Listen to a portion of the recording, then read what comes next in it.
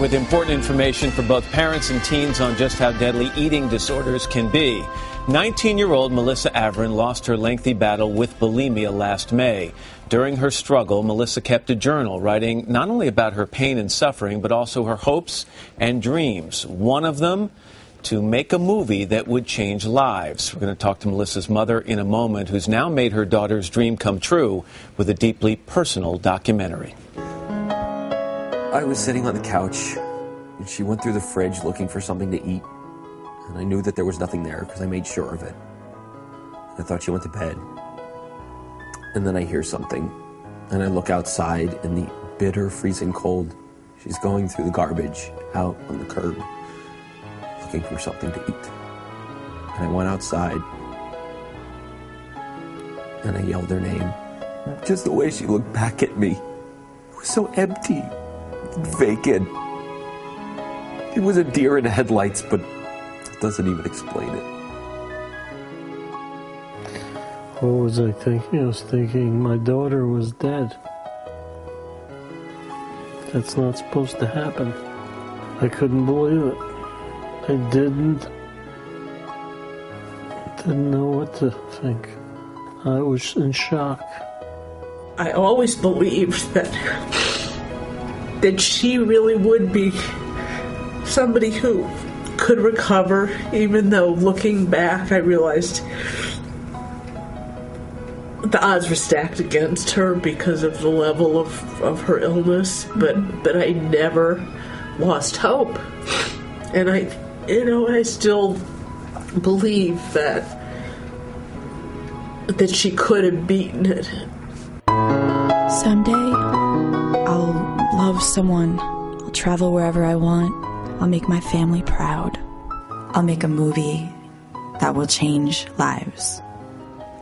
Judy Arvin is Melissa's mother. She's here along with her daughter's former therapist, Anna Markson, who encouraged Judy to make the film. And reporter Robin Pogrebin wrote the story in the New York Times about this documentary. Ladies, good morning to all of you. Good morning. Judy, shortly after Melissa died, you decided, you said, this tragedy, it has got to help other people. You even made a difficult decision, I think, in her obituary. You wrote, "My daughter died of an eating disorder," and a lot of parents wouldn't have done that. Why'd you do that? I felt it was so important to speak out. The problem with eating disorders, they're hidden, they're shameful. People don't want to talk about them, so they don't get treatment. People don't know early signs. They're not aware of them because they're not taught. You also had a deeper history here. You had suffered from an eating disorder for a long time. A long time. And worked yourself through it. But when Melissa first started to show signs, were you in denial, or did you immediately recognize there was a severe problem? The signs were subtle at first, so I didn't recognize that they were leading to something more significant. But I did close my eyes at times when she started losing a little bit of weight, the weight that she gained that is necessary for going through puberty. Dana, what was the severity of her condition? I mean, you kind of dealt with her in middle school, from what I remember. Was it later than that? No, it was high school. High school. Well, what was the severity of her condition at that time? By the time Melissa came to me, she had just gotten out of her first hospitalization, so she was pretty entrenched in her eating disorder behavior already. It was pretty severe already at that point. You realized she needed extensive therapy. She did. After Melissa died, Judy, you read her journal, and what struck you about it? There was such depth of sadness and despair and darkness, but interspersed were these shots of hope, and that she wanted a future, and she more than anything wanted to be a filmmaker. And when I saw the page about someday I will make a film that will change lives, it sent chills down my spine. But more importantly, I felt that I needed to share the journal with Dana so that if she could read anything below the surface to help the next kid, the next family. I had to do it. What was it, Dana? Was it your idea to actually make that dream of changing lives through a film come true? It was. Judy called me right after Melissa died and said, "Would you mind if I just come and chat with you for a few minutes?" And I said, "Of course not." And she brought the journal with her, and we shared it together. We had a cry, and it was a really tough moment for us. But in reading the journal, I saw kind of beneath the surface a peek into Melissa's soul, way greater than I was able to see in therapy. And I said, "Judy, I think you have a movie here."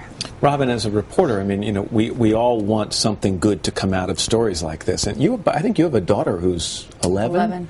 So body image, I mean, that's a real issue for young girls in this country. What do you think the coverage of this and the release of this documentary might do to shed light on this subject? Well, I think, you know, that Melissa's story is kind of a parable of its own about a certain level of pathology that is severe and more prevalent than we realize. I mean, this disease has the highest mortality rate of any mental illness. That's not a statistic I was aware of before I started this.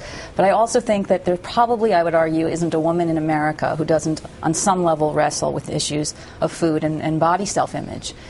And so everyone can kind of relate to this story somehow, think about it in terms of our daughters and the message we're sending, and sons. There are boys who suffer from this as well. I think it's an issue for us all. I know you're still working on the editing process. You'd like this documentary to be entered in some film festivals, though. While hopefully in the long term this does a lot of good, has it been very difficult to go through this process and relive the pain? It's been a very up and down emotional journey, and I found that at times I was so skilled at channeling my emotions into the work of the film that I was almost physically pushing off the grief, but at the same time it was such a powerful way to honor Melissa and to speak out. And the emails and messages that continue to pour in from people truly around the world thanking me for speaking out is the best validation I could ask for. It's also very important that I share that there are incredible resources available.